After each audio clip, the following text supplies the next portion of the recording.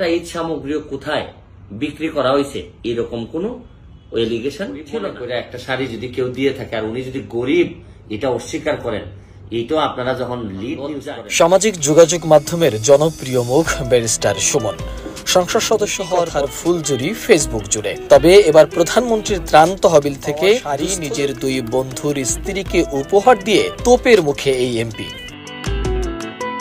আসসালামু আলাইকুম দর্শক, প্রথমেই আপনারা স্ক্রিনে কিছু ভেজাল দেখেছেন। সেই ভেজালটা কি? এই ভেজালটা হচ্ছে ব্যারিস্টার সুমন বর্তমানে ফাঁদে পড়ে যাচ্ছেন। কি ফাঁদে পড়ছে আপনারা জানতে অবশ্যই এই ভিডিওটা একটু ধৈর্য সহকারে দেখবেন, কেননা ভিডিওটাতে সব কিছু তুলে ধরতে আপনাদেরকে একটু সময় নিতে হয়েছে। দর্শক বন্ধুরা, প্রথমেই বলতে চাই যে প্রথম আলো, আমাদের যে প্রথম আলো পত্রিকা, প্রথম আলো টেলিভিশন, এরা ব্যারিস্টার সুমনকে নিয়ে একটি রিপোর্ট তৈরি করেছেন। এই রিপোর্টটি কি? যে দুস্থ মানুষদের যে শাড়ি এবং থ্রি পিস সেইগুলা ব্যারিস্টার সুমনকে ত্রাণ তহবিল থেকে প্রধানমন্ত্রীর দেওয়া হয়। সেইগুলাই ব্যারিস্টার সুমন তার দুই বন্ধুর ওয়াইফকে দিয়ে দেয়। দেওয়ার পরে ব্যারিস্টার সুমন ফেঁসে যায়। কিভাবে? একটু চলুন ব্যারিস্টার সুমনের মুখ থেকে আমরা শুনে আসি। প্রথম আলোর হেডিংয়ে দেখলাম ওরা একদম লিড নিউজ করে রাখছে যে ব্যারিস্টার সুমনের সমালোচনা হচ্ছে। কি কারণে?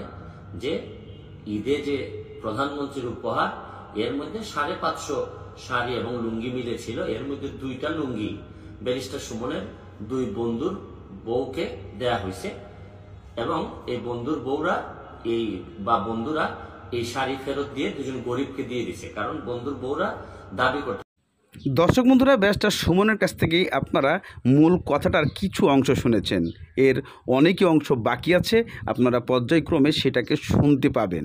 তবে আমার প্রশ্ন আপনাদের কাছে, এই যে ঘটনাটা প্রথম আলো এবং প্রথম আলো পত্রিকা প্লাস টেলিভিশন, ইউটিউব চ্যানেল এটা প্রচার করলো, এই মানুষটাকে আপনারা চিনেন?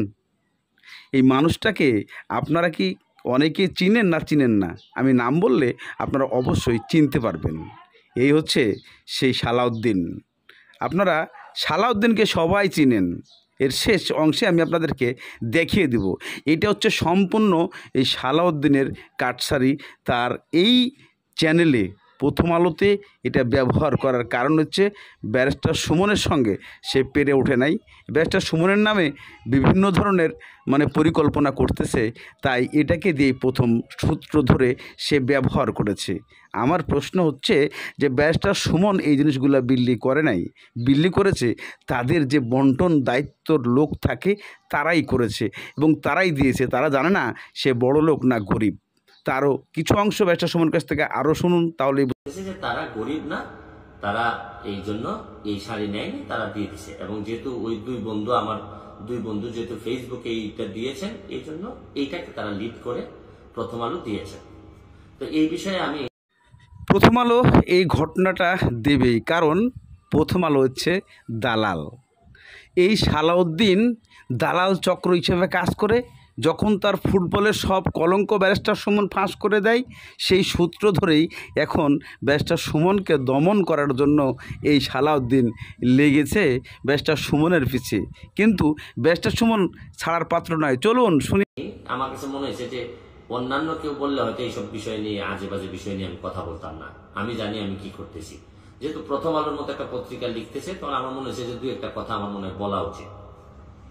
বাংলাদেশের মধ্যে আমার এলাকায় গত 50 বছরে স্বাধীনতার পরে, প্রথম আলো সাহেব আপনি একটু জেনে রাখেন, স্বাধীনতার পরে এই প্রথম আমি প্রধানমন্ত্রী যেটা উপহার দেন, এইটা প্রথম আমি ফেসবুকে প্রথমেই জানাই দিছি।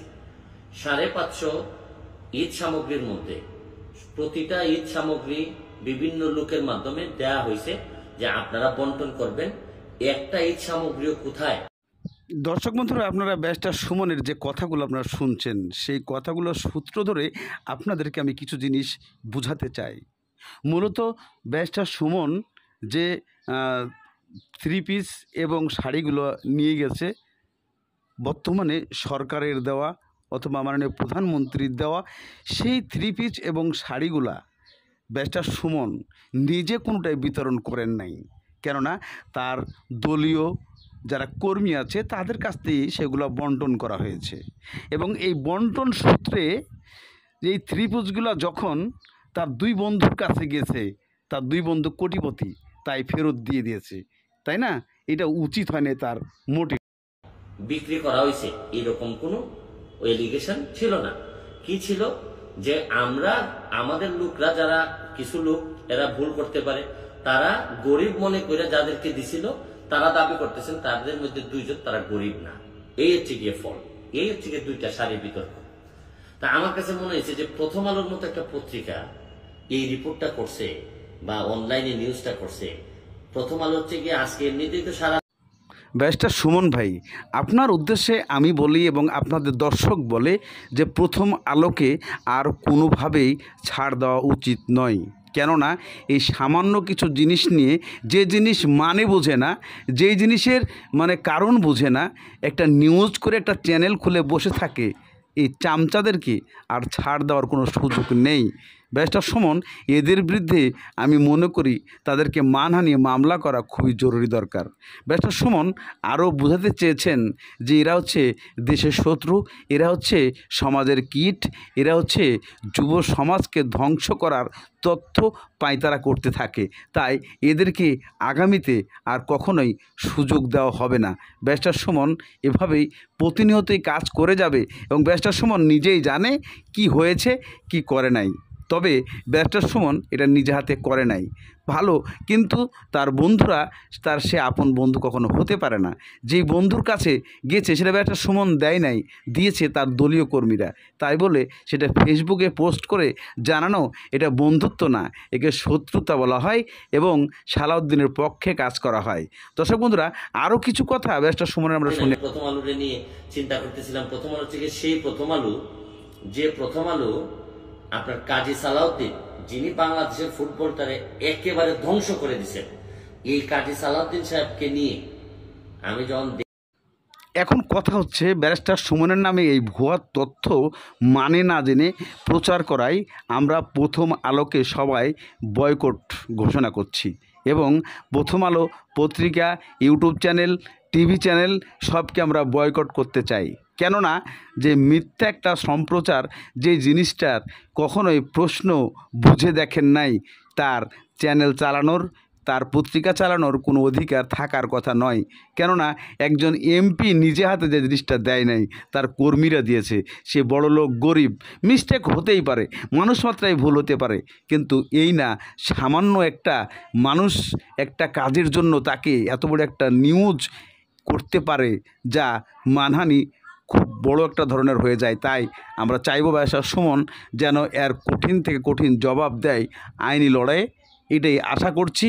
এবং জনগণ যারা আছেন ব্যারিস্টার সুমনের, তারা অবশ্যই আপনার পাশে আছেন। এভাবেই আপনাদেরকে আমরা সহযোগিতা করতে চাই। ব্যারিস্টার সুমন ভাই এগিয়ে যাক, আমরা সবাই তার সাপোর্ট দেব ইনশাল্লাহ।